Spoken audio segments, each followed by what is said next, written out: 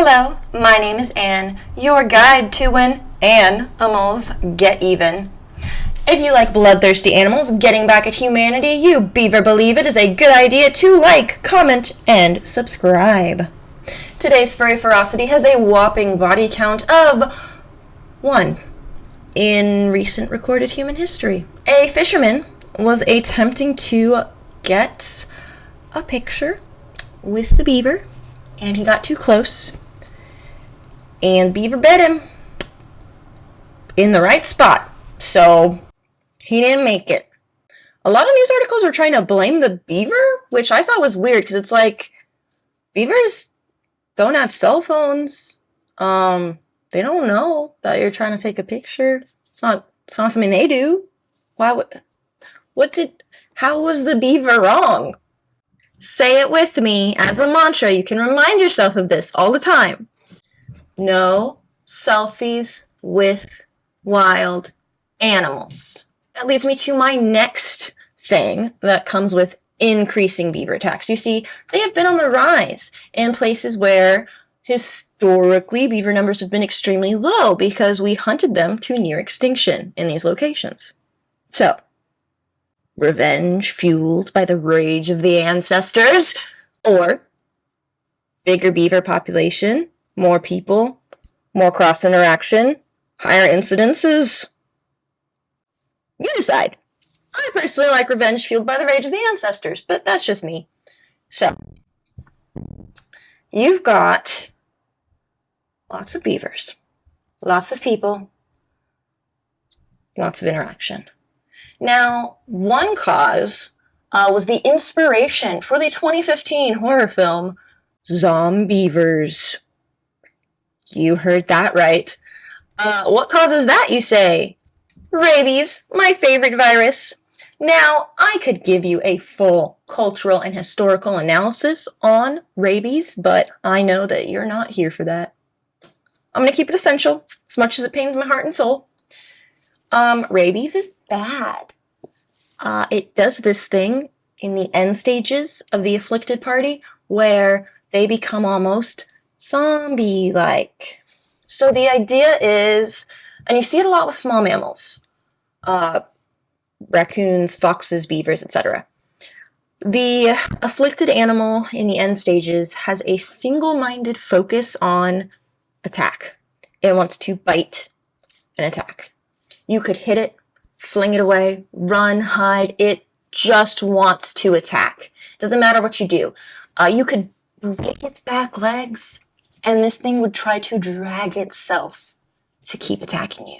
So in a lot of cases, this ends with the afflicted individual being dispatched, which is sad and unpleasant, but true. So that was the inspiration for Zombeavers. And you see a lot of beaver attacks. So we've got a 50 to 55 pound. I don't know why that was the range. That's what was reported in a Georgia lake. Confirmed rabid. You've got a 50 pounder in Massachusetts in a pond. Presumed rabid. The afflicted animal was not apprehended. You've got another attack. I don't remember where it was. What I do remember is the guy got pulled out and the beaver was still attached to his arm. That beaver was confirmed rabid. You've got another attack at Lake Lanier, and it was attached to the 12-year-old's leg still when they got pulled out. Rabid. Confirmed rabid. And then you've got a really interesting, weird one in Nova Scotia, which is saltwater. And if you know anything about beavers, you know that they don't go in the ocean. They're freshwater. So that was presumed rabid as well, but again, it was never apprehended. So this is where I have an issue with these presumptive cases, because to me it's like, well, they're missing that single-minded focus, that endless drive to attack. Someone gets pulled out of the water and the animal's still attached to them, you don't have to do a brainstem biopsy for me. For me, I'm just going to be like, that's rabid. Unless they, did something. then okay, questionable. But in most cases where it's just like they were just hanging out and then all of a sudden, beaver! Probably rabbit if it's still stuck to you. So one interesting thing, beavers are semi-aquatic mammals. From what I found, rabies can survive for a max of 2 hours in the water. So I'm wondering if part of the increase in incidences comes with that, because beavers live in family units. So maybe individuals that aren't yet at the end stage are like infecting through the water their family units, and like the whole unit is ending up with rabies. I don't know. Regardless, the internet kept trying to tell me that beavers don't attack you unless they're rabid, and at the same time, YouTube was like, nah man, here's a bunch of non-rabid beaver attacks, like this one in Russia.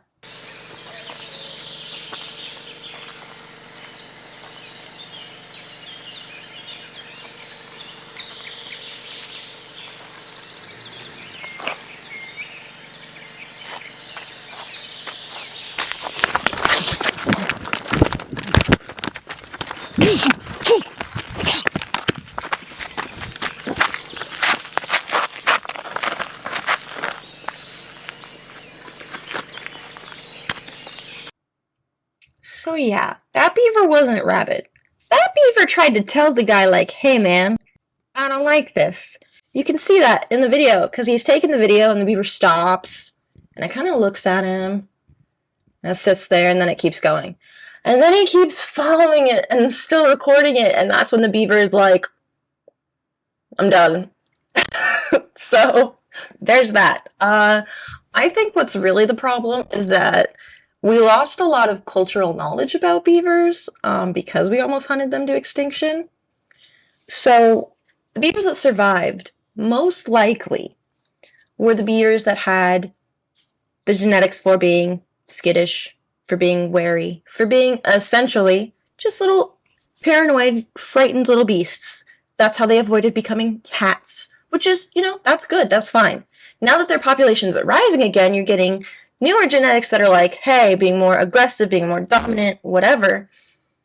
And so you're seeing beavers that are like, don't mess with me, don't touch me, don't try to take a picture of me. And they're not rabid. They're just not interested in your crap. That's just a theory, though. I have no idea if that's actually what fuels it, but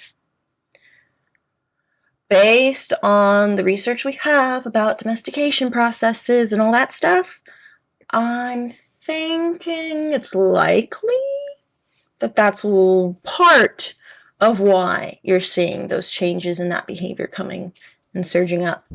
But I think the moral of the story today is just, say it with me. No selfies with wild animals.